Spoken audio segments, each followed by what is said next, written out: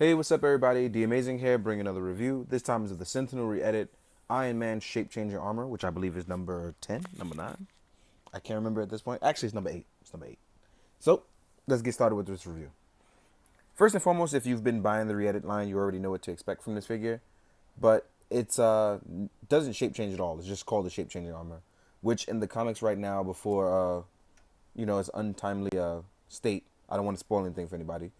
Tony Stark created the Mark 52, which was the shape changer armor, and it allows it to pretty much be and do anything his previous armor did, but even better by transforming and using both symbiote technology and the new technology used from his superior Iron Man days. So just to give you a quick heads up on that. And this is the Mark 52. But overall, it's no different from any other Sentinel re-edit figure. You get the basis of articulation. This one actually gives you a ton of ab crunch in the midsection, which is pretty dope. There's small gaps in the backhand side because of it, but front side wise, it gives you the most articulation that I've seen since War Machine in the ab crunch area, as you can see. And I don't know if you can see it here, but it's actually really a lot. As far as the legs and the knees, it can do the crouching pose, the 3-point pose. It can pretty much match the standards of what you need in an articulated figure. There are actually butterfly joints, so it actually rotates forward. The shoulder pads rotate on a different swivel joint, and they come with hinges at the top to make sure nothing really paint rubs or rubs in the wrong way. So you actually get a great amount of range of motion on the figure you didn't expect, especially because people thought it would be hindered. But that's not the case here. Like I said, if you pay attention right here in the shoulder area, you see that there's a joint that becomes invisible once you toss it in.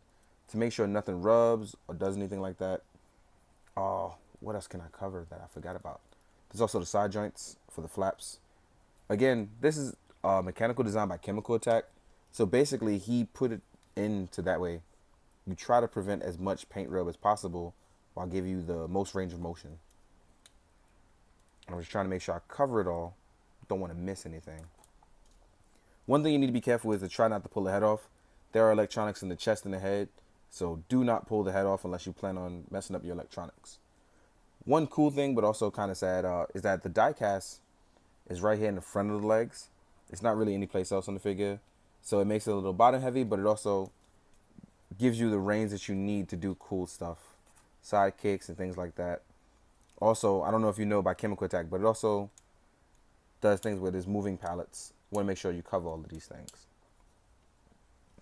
What else can I? Oh, so I'm gonna pull the tab out now, and here is the feature that you're used to with Sentinel re-edit stuff.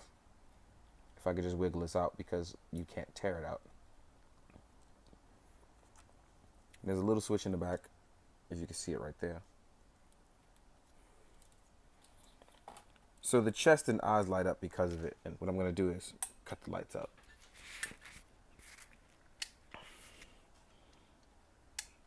But if you can see it. So it pretty much lights up in the chest and the eyes. Lets you see what's going on. Because of the LEDs, you can't do too much crazy range of motions because you don't want your light sensors to become damaged. But lighting up is actually really nice. It's very nice and bright and translucent. You can't see it as well in the eyes, but you can still see it. Lines up pretty well. I'm very happy with it. The lighter feature on the re-edits have been done really nice in my opinion. I'm going to cut my lights back on, but I'm also going to leave the light on. Now, as far as what this Iron Man comes with, and because I've done too much on articulation, but I want to make sure I cover it because sometimes people don't know what's happening with a re-edit or how to go about changing certain things. Now, this Iron Man comes with a few features. One, I'm actually going to just outright put it. Like all Sentinel re-edits, it comes with a Hall of Armor, which is pretty cool. You can continue to add it, and then they stack up side by side for the base. So you get the open palms, aka repulsor hands, which are the usual because it's Iron Man, it's a staple for him.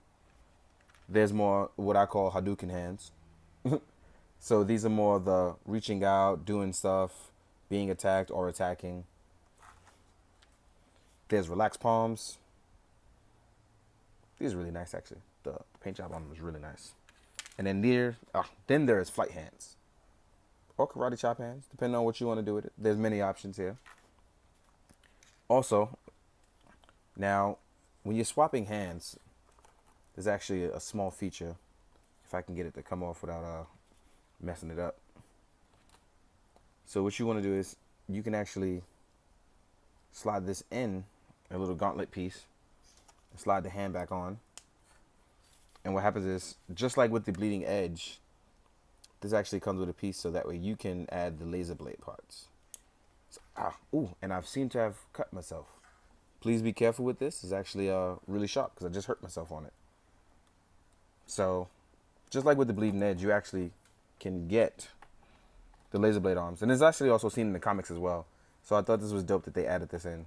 You can do it on both arms as well. So please be careful right here. It's actually really sharp. It cut me in the finger. So I'm happy with it. I was excited for this, but then I realized we were gonna get the Riri stuff. So I'm actually more excited to hopefully get a Riri Williams armor. The shape-changing armor is pretty dope, but you have to realize it's still lackluster if it can't do any of the shape-changing things, which I thought maybe we could have been surprised by it or they could have included it later. But overall, just to get the Model 52 is great, but I think getting shape-changing armor parts would have been even better. Well, I can only hope we get something that like add-on parts with the Riri Williams armor. In the meantime, though, hopefully, I'm hoping we can. But if you don't know about the re-edit size scale, I'm going to leave this right here. Put this over to the side. I'm going to show it in comparison to some other figures. This is it next to a Mezco figure. The re-edits are actually pretty big. They're not small at all. This is it next to my Marvel Legends custom manifold. This is it with an SHF in there. So as you can see, he's actually pretty tiny compared to them all. And this is him with a Marvel Legends Logan, just for size comparison. So as you can see, the re-edit is actually gigantic compared to the others. It is not a 112 scale line. It's more of a 110 scale.